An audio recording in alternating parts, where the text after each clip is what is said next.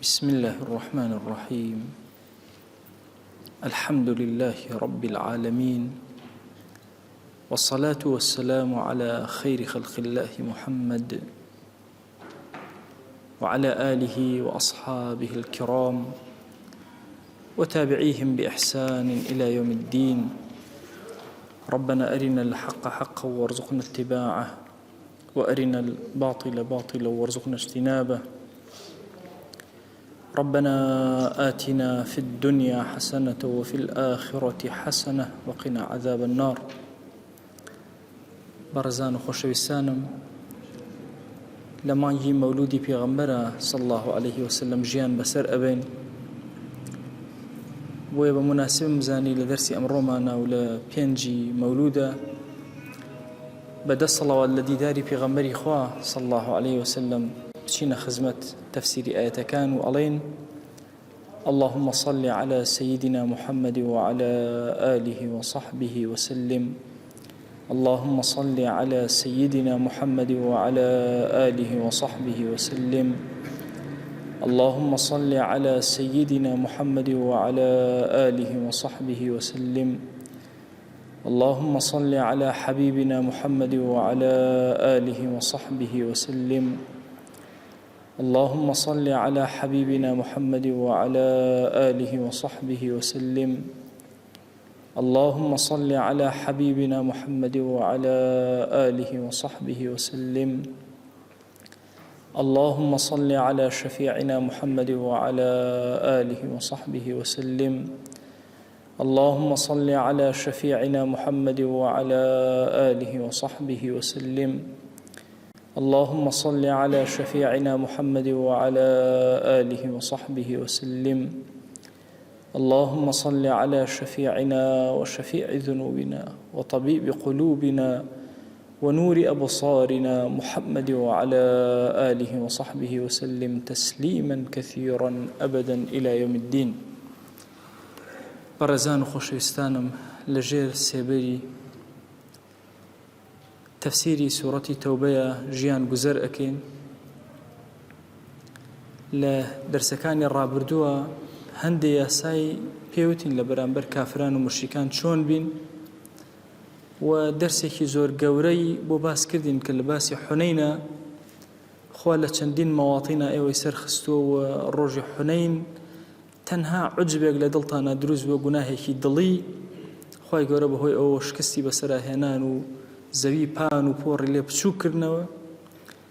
دواتر دوای ڕاکردنی ئێوە ئینجا خوا جەل جەلالوهو سەکینەتی دابەزاندە خوارەوە بۆ سەر پێغەمبەری خوا صلی الله عليه وسلم، بۆ سەر ئیمانداران و کۆمەڵی مەلائیکەی نارد و سەرکەوتنی خۆی نارد و کافران و بێدینانی عەزابدان و دوایش دەرگای تەوبەی بۆ کردنەوە و لێیان بورە.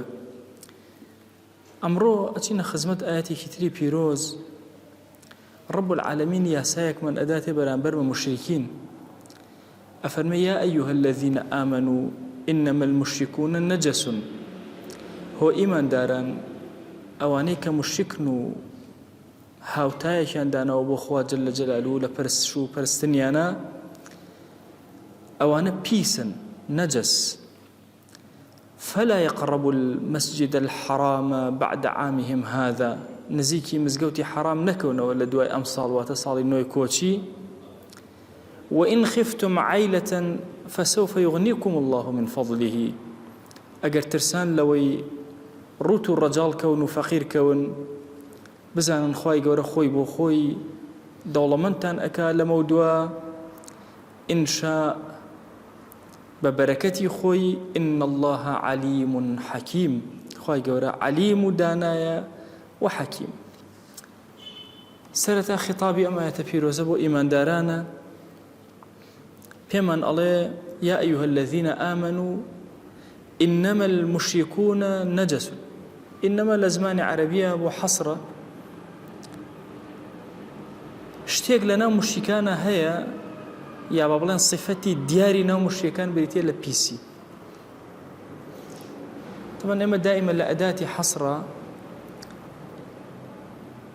ئەگەر ئینەما بەکار هات، خەبەرەکە لە دوای ئینەما کە دێت حەسر لەسەر ئەوە. بۆ نمونە خوای گەورە لە قورئانە فەرمێ: إنما المؤمنون إخوة.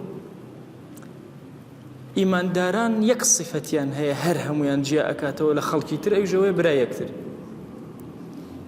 یعنی ئەگەر بیکەمە کوردیپەتی ناتوانم بڵێم هەر ئیمانداران بران چوە کافری جاریوە برای یەکترن.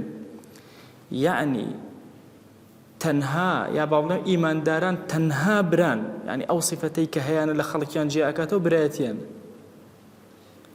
لێرەژە فەرمێ ئینەمە المشركون نەجەس، یعنی مشریکەکان ئەو صفەتەی کە هەیەە و جیان ئەکاتەوە لە خەڵک بریتێ لە نەجاست پیسی. نەجەس ئەگەری دووشتی هەیە، دووشت یەکەمیان احتیمالە مەستەر بێ، نەجەس مەستەر بێ و احتیمالە ئیسمی صفەتی مشەبەهە بێ، هەردووکیان.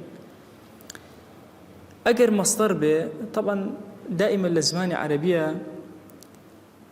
مەستەر ئەبێتە حاڵ، مەستەر ئەبێتە صفەت، مەستەر ئەبێتە خەبەر، مەستەر بۆ چونکە قووەتی زیاتر ئەدا. بۆ نمونە باسی ئیمامی عومەر ئەکەین، ناڵێن عومەڕ مەسەڵەن عومەڕ عادیلٌ، ناڵێ عومەر عادلە، ئەڵێ عومەڕ عەدلٌ، عومەر عەدلە، یعنی کولی عەدالەت لەوە کۆبووت بە قووەترە سیغەکە. هەندێک جار مەسەلەن خوای گەورە لە قورئانە زۆر ئەوەی بەکارهێنا ئەنفقوا طەوعا ئەو کەرها، ببەخشن، ئەوە نافەرمێت طایعینە کاریهینە، باشە ئەفەرمێت طەوعا ئەو کەر مەستەر بەکارهێنێ، یعنی پێت خۆشە بە کولی خۆشەویستی، پێت ناخۆشە بە کولی ناخۆشی هەرەوێ ببەخشی، چونکە ئەو پارە و داهاتەی کە کۆی ئەەکەیتەوە ئەگەر بە کولی طەوع نەیبەخشی بە کوڕە لێتە سندە، بە کەرها بە زۆر لێتە سند. یان ئەفەرمێت ثم ادعوهن يأتينك سعيا لە قورئانە، بانگیان کە ئەوانە هەمووی حاڵن، بانگیان کە يأتينك سعيا، نافەرمێت ساعیات. بە ئیبراهیم ئەفەرمێت تەیرەکان بانکەرەوە چوار تەیرەکە کەئەنەمە ئەبنە ڕاکردن، نەک ڕائەکەن و یەن بەرەو پیری تۆ، هەر خۆیان ئەبنە ڕاکردنەوە بە سەریعی کۆ بنەوە لە بەردەستا کە تێبگەی قەد دەسەڵاتی خوا چەنێ گەورەیە. لێرەش ئەفەرمێ مشرکین نافەرمێ پیسن، ئەفەرمێ پیس، یعنی صفەتی پیسی بە کاملی بە سیغەیەکی زۆر بە قووەت ڕەب العالەمین ئەداتە پەنای مشرکین. ئایا چی مشرکین پیسە؟ ئایا نەجەسی مشرکەکان نەجەسێکی معنەویە یا نەجەسێکی مادیە؟ هەندێک لە مفەسیرین باسی ئەویان کردووە کە نەجەسەکە مادی بێ، حتا ڕیوایەتێک کە هاتووە ڕیوایەتەکە ضعفێکی تێیە، فەرمێ جارێکیان پێغەمبەری خوا صلی الله علیه وسلم ویستی تەوقە بکە لەگەڵ جوبرائیل، جوبرائیل تەوقەی لەگەڵا نەکرد، فەرمووی دەستت بەر مشریک کەوتووە، نامەوێت دەستم پیس بێ.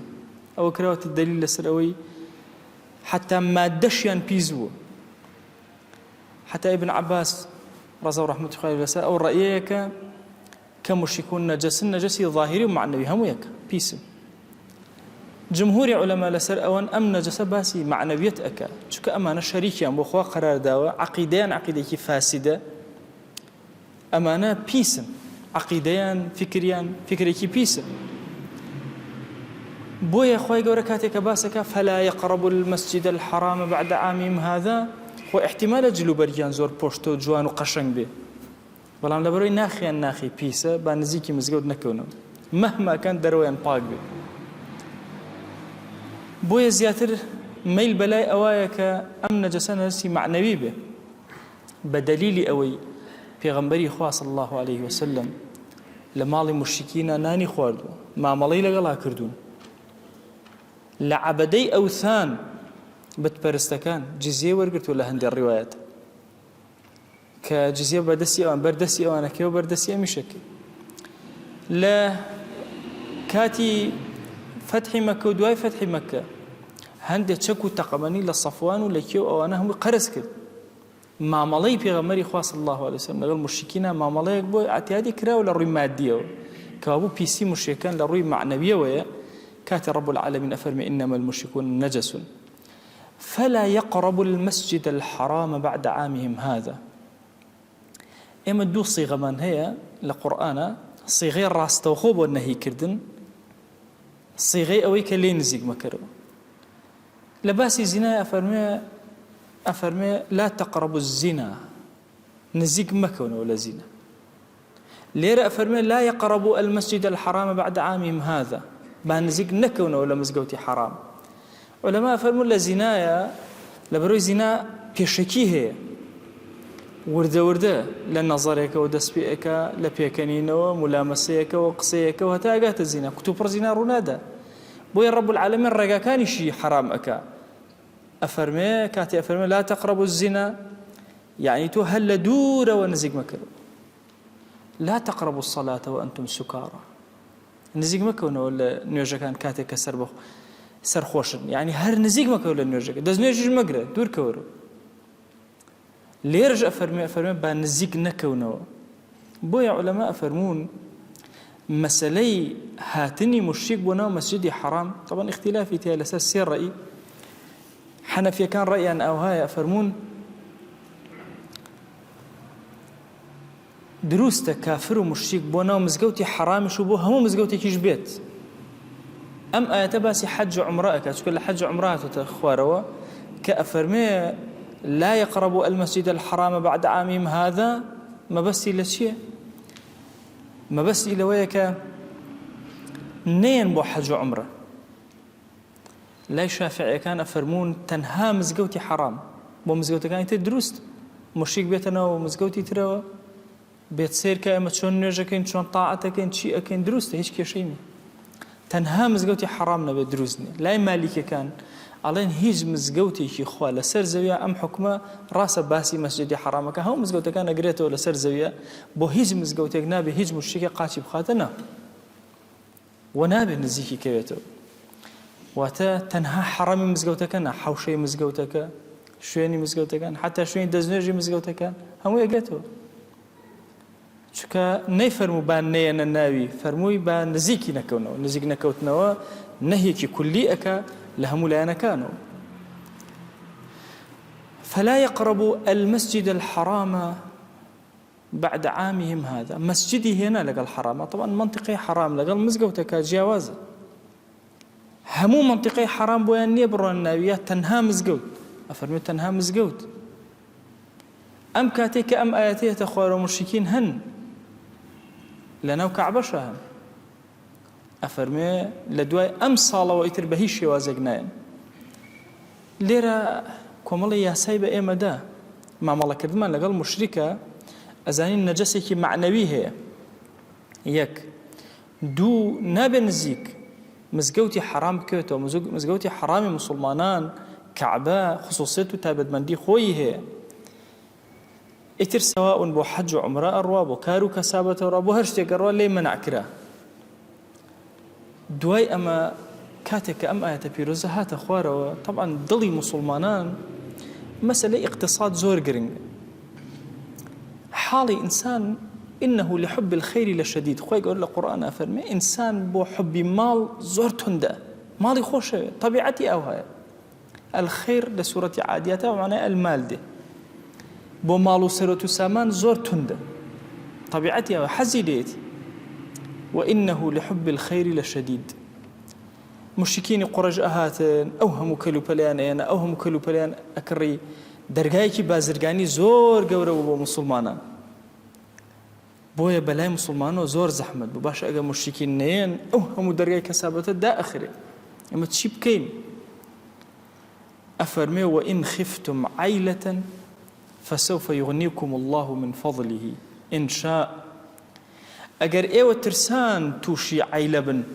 توشي فقيري بن عيلة معناه فقيري ده يعني وإن خفتم فقرا ترسان لوي توشي فقيري بن طبعا عيلة على الزماني عربية بمعنى فقر ده ووجدك عائلا فأغنى هو يقول القرآن باسك أما تومان بينية وبفقيري وهجاري ودولمان ما نكردي كمفسرين أفرمون تومان بيني بفقيري نق مادي فقيري مادي قرنق نية بيني من فقيري بولا رحمتي إخوة وبزي إخوة إمش تومان دولمان كرت ولا سوف يعطيك ربك فترضى أو اندش ما بيدها تاكل رازيتك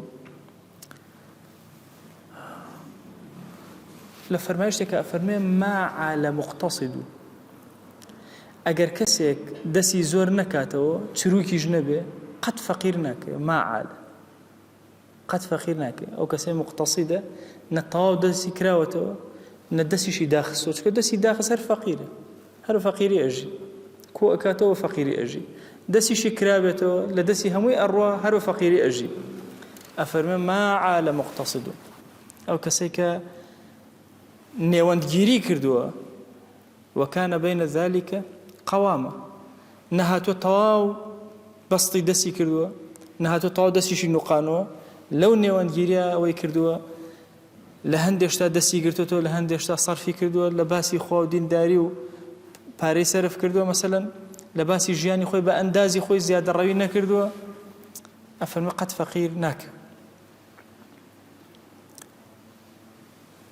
مەسەلەی عائیل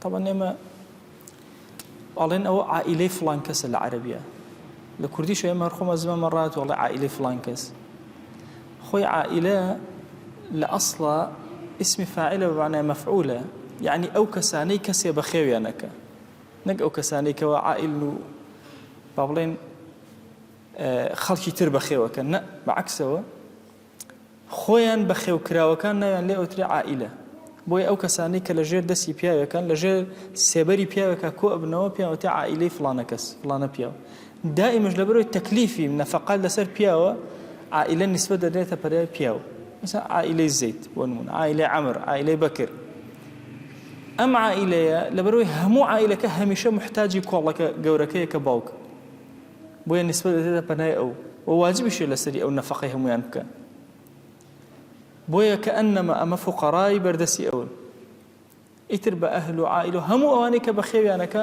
پیان ئەوترێ عائیلەی ئەو.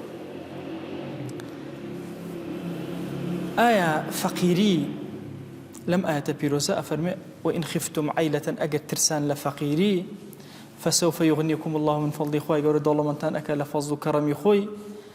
ئایا مەبەستی فەقیری مادیە؟ لێرە مەبەستی فەقیری مادیە بەس غیناکە مەبەستی غینای مادی نییە.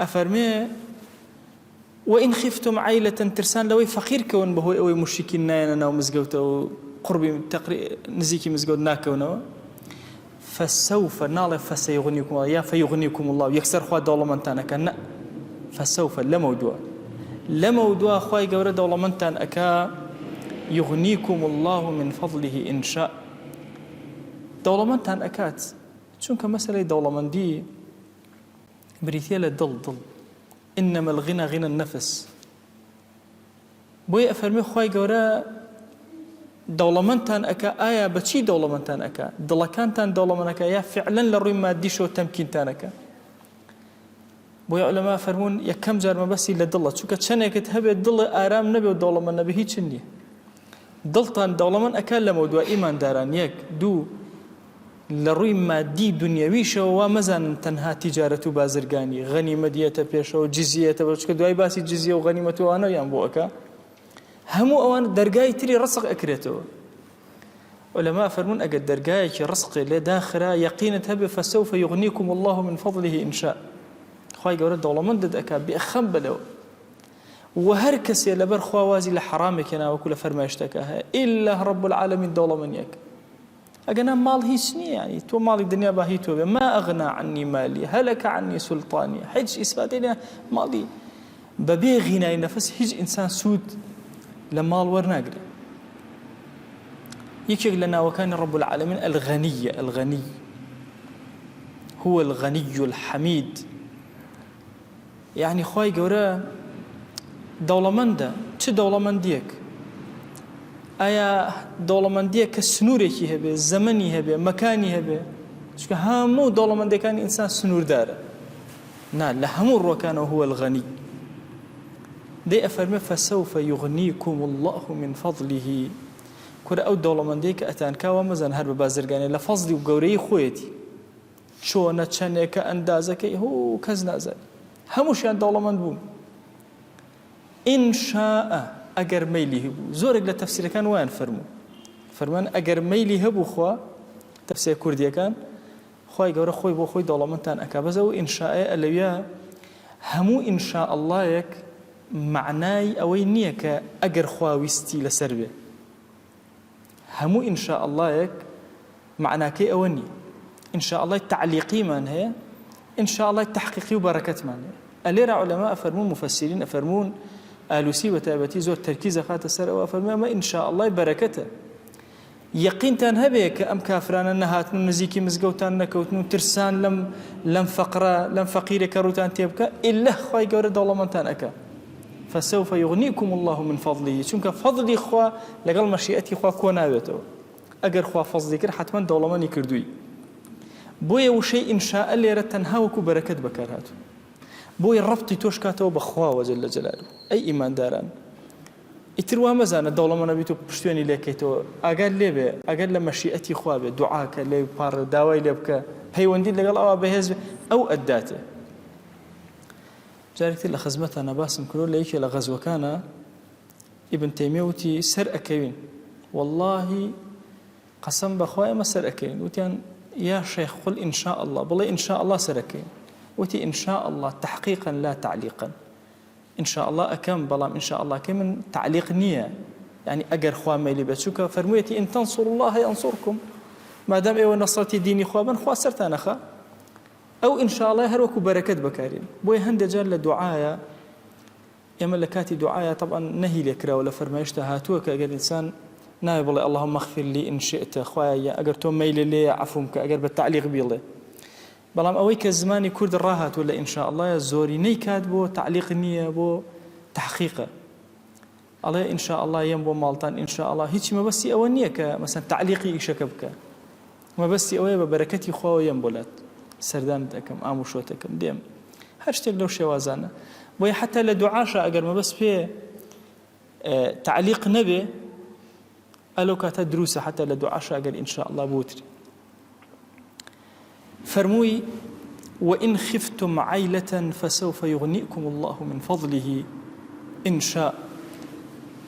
إمام الشعراوي قسەیەکی زۆر عەجیبەکە لێرە ئەفەرمێ سبحان الله، ئیمانداران ئەم شتە خوورپا بە دڵیانە، خەتەرەی کرد بە دڵیانە، خەیاڵیان. خوا جەل جەلالوه ئاگەی لە خەیاڵیانە جوابی خەیاڵەکانیان ئەداتەوە. وا مەزانە ئیمانداران خوا جەل جەلالوه ئاگەی لە خەیاڵ و خطوورەکانی دڵت نییە. طبعا سبحان الله هەندێک خطورات هەیە رب العالمین جوابی داوەتەوە. يعني بيركنوا في غمري خوا صلى الله عليه وسلم قد نرى تقلب وجهك في السماء. داوای نەکرد بوو لە خوایا ئادەی قیبلەم بۆ بگۆڕە لە بەیت المەقدسەوە بۆ کەعبە، بەس جاروبار سەیری ئاسمانیە کرد، دڵی ئەمەی تێ ئەخوێنرایەوە، خوای گەورە پێی عەتا کرد. ئەفەرمێ ئیمانداران ئەو خەتەرەی کە بە دڵیانە هەندێک جار خوای گەورە پێیان عەتا ئەکا. ئەمە خەتەرەیە کە هاو بە دڵیانە بەخوا لەوە چێ فەقیر کەوین. یەکسەر فەرمووی وإن خفتم عيلة فسوف يغنيكم الله من فضله إن شاء إن الله عليم حكيم. خوا جل جلاله دانايا، خوا جل جلاله زانايا، عليم بحالي إيوه، أزاني إيوه أم كاسبتان أدز درسو جورك لكسابتان أوستي، حكيم إيش أزاني لكيو رسق الراء أقري ولكيو رسق أدا. زور كاد أبيت إنسان رزقي لسر شاويك ونامني ئەوەستێ وشکەکە کورە دەرگای خوا جل جلاله زۆر زۆرە. مێشکت مشەوەژ مەکە. ئەلێرە ڕەب العالەمین ئەوێ ئیمانداران مێشکیشیان مشەوەژ نەبێ، خەیاڵیشیان مشەوەژ نەبێ بۆ ڕزقیان. مەترسن لەوەی کە تووشی فەقیری بن، مادام ئەهلی دینن، هەم دڵتان دەوڵەمەند ئەبێ، هەم ئەبنە خاوەنی ماڵ و سەرۆت و سامان. تەکلیفی ئێمە سەرشانی ئێمە گەڕانێکە وەکو تەیرێک. چۆن ڕسق ئەدرێن، خۆ ڕسق ئێمە لەسەر زەویان نییە، ڕسقمان لە ئاسمانەوە ئەدرێ. ئێمە بەسەر زەوی ئەگەڕێن کار و کەسابەتی خۆمانەکەین و شەڕی دیناری ناو بازاڕەکەین و ما عەدای ئەوەژی تر لای خوایە، خوا جەل جەلاله خۆی لە ئاسمانەوە ڕسقەکە تەحدید دەکا و ئەنێرێ. بۆیە بە خەیاڵ و خطورەشتا باسی ڕسق و مەشاکیلی ڕسقمان نەیە، فەقیری بە خەیاڵتان نەیە. ئەی ئیماندار، تۆ لەبەر خاتی خوا واز بێنە لە حەرامەکان، خوا دەرگای خێرە لێ ئەکاتەوە. زۆر کات جاری وا هەیە مەسەن کەسێک پرسیارەکە ماوەسە ئەم کارم لە بەردەسە، کاکەمە ئیمتیحانە، هەل لە زمانی ئەصحابەوە دیقەت بدە، ئیمتیحانە. ئەم ڕزقا فعلا کەمە بێتەوە، حرامی تایە، دوورکەوەرەوە لێی. یەقینت هەبێ فسوف يغنيكم الله من فضله إن شاء. ببركتي خوي وبفضلي خوي إلا دولمند أكا كوازد لحرامك أنا إلا خوي قرب والتعويض زكاته وبحلال وتبركات. أم آية في روزك لخزمت يا أبوين زاني من كتشون معاملة لقى الكافر أبك نەجەسەکەیان نەجەسێکی معنەویە، تێکەڵاوی مسلمانان لەگەڵیانە لە کار و کەسابەتە، تێکەڵاوی مسلمانان لە خواردن و خواردنەوە غێری حیوان سەربڕینیان، تێکەڵاوی مسلمانان ئەبێتە سەبەبی ڕاکێشانیان، بۆیە وا تەسەوور نەکەین ئەمە نەجەسێکی مادیە بەڵکو نەجەسێکی معنەویە، لەگەڵیانە مامەڵە ئەکەین لەعەل ڕەب العالەمین هیدایەتیان ئەدا. و هەر یەکێکیش لە ئێمە ئەبێ ئەم یاسایە لە زیهنیا بێ و لە پێش چاوی بێ کە فەلا یەقرەبوا المەسجد الحرام بعد عامهم هذا. و زۆرێک لەو خەتیبە بەڕێزانەی لە سعودیا کە جێشی ئەمریکی هاتە ناو ئەوە ناتە ناو سعودیەوە هاواریان لێ هەڵسا لەبەر ئەم ئایەتە پیرۆزە بوو، ئەوە قوربیان نزیک کەوتنەوە لە مەسجدی حرام، فەلا یەقرەبوا المەسجد الحرام، با نزیک نەکەونەوە لە مزگەوتی حرام. و زۆرێکیان گیران و عەزیەت دران و تا کۆتایی. و دڵنیاش بە ئەی موسڵمان ئەمە یاسایەکی زۆر گەورەیە، نەترسی لە فەقیری لەکوێ زانیت تووشی حرامەبی دوورکەوەرەوە، مەرج نیە تەنها لە ڕووی مادەوە، لە هەر گوناهێک فسوف يغنيكم الله من فضله، خوای گەورە بە فەزڵ و کەڕەم و بەرەکەت و گەورەی خۆی دەوڵەمەندت ئەکات و فەقیرەکەت بەسەرەوە ناهێڵ. خوای داوات لێ ئەکەین بە ناوی جوانت بە صیفەتی بەرزە بە ئیسمی عەظەمت لەسەر جەم گوناهەکانمان ببوورە یا ئەکرەم الئەکرەمین. ئیلاهی مشرکین ئەمڕۆ یەهود و نەسارا زاڵ بوون بەسەر جیهانە، یا ئیلاهی ئێمەی ئیماندار هیچ شتێکمان بەدەستەوە نەما و هیچیشمان لەدەستان نییە، تەنها هاواری زەلیلی ئەتوانین بۆ لای تۆ بەرزکەینەوە یا ڕەب العالەمین. خوایە داوات لێ ئەکەین بمانگێڕەوە سەر سیادە و قیادەی جیهان یا ئەکرەم الئەکرەمین، بمانگێڕە لەو عەبدانەی کە ئەتوانن گەورەی تۆ، عەدالەتی تۆ، فەضڵ و گەورەی دینەکەت لەسەر زەویە بچەسپێن یا ئەکرەم الئەکرەمین. خوایە داوات لێ ئەکەین بە ناوی جوانە بە صیفەتی بەرزە بە ئیسمی عەظەمت لەسەر جەم گوناهەکانمان ببوورە، گوناهێ بە ئاشکرا کردومان عەفومان کە، گوناهێ بە پەنهان کردومان عەفومان کە، گوناهانێک زانیمان و بێئەدەبیمان کرد لە حوزوری تۆیە یا ئیلاهی عەفومان کە، گوناهانێک جاهیل بوون و نەمانزانی عەفومان کە. ئیلاهی داوات لێ ئەکەین حاجەمان زۆر زۆرە و ناتوانین بەرزیان کەینەوە بۆت، تۆ خۆت عەلیمی بە دڵمان، هەموو حاجەکانمان بۆ جێبەجێک، گرفتەکانمان بۆ چارەسەرکە، ئارامی بەسەر ماڵمانە ببارێنە، بەسەر دڵمانە ببارێنە، بەسەر حاڵ و ژیانمانە ببارێنە، یا ئیلاهی لێت ئەپاڕێنەوە لێت ئەلاڵێنەوە، کەڕەمی خۆت بەسەرمانە ببارێنە. خوایە گیان بمان خەرژێر فەزڵی خۆتەوە یا ئەکرەم الئەکرەمین. خوایە نیعمەتی زۆرت پێداوین، ئێمە شایەن نەبووین، یا ئیلاهی نیعمەتەکانمان بۆ زیاد کە، بە دڵ سوپاسی تۆ ئەکەین یا ئەکرەم الئەکرەمین، سوپاسەکان هی تۆن و بۆ تۆیان بەرزەکەینەوە یا ڕەب العالەمین. خوایە داوات لێ ئەکەین بە کەڕەم و گەورەی خۆت، بە عەفو و مەرحەمەتی خۆت یا ڕەب العالەمین. خوای گیان ئەو نیعمەتانی کە پێت داوین بۆمان دەوام بکە و بۆمان باقی کە یا ئەکرەم الئەکرەمین. خوای گیان ئێمە لە مانگی پیرۆزی مەولودین ئەمانەوێ سەڵەواتی دڵ و خۆشەویستی دڵمان بۆ پێغەمبەری خوا صلی الله علیه وسلم بنێرین، یا ئیلاهی سەڵات و سەلامی ئێمە بگەینەوە پێغەمبەری خۆدا صلی الله علیه وسلم. یا ئیلاهی داوات لێ ئەکەین یەک یەک ناومان لە خزمەتیا بێن، یا ئیلاهی داوات لێ ئەکەین بە ناوی جوانت بە صیفەتی بەرزە بە ئیسمی عەظەمت. خوای گیان لە بەهەشتا لە حوزوری پێغەمبەری خوا صلی الله علیه و وسلم کۆمان کەرەوە، چۆن ئاوا مەجلیسێکمان بم شەوە گێڕاوە بۆ تۆ یا ڕەب العالەمین، ئاوا کۆمان کەرەوە لە خزمەتی پێغەمبەری خوا صلی الله علیه وسلم بە دەموچاوی گەش و جوانی شادمان کە. آمين آمين والحمد لله رب العالمين وصلى الله على سيدنا محمد وعلى آله وصحبه وسلم تسليما كثيرا أبدا إلى يوم الدين. خواهي قول لقناه من الشيء وجبوري وخالي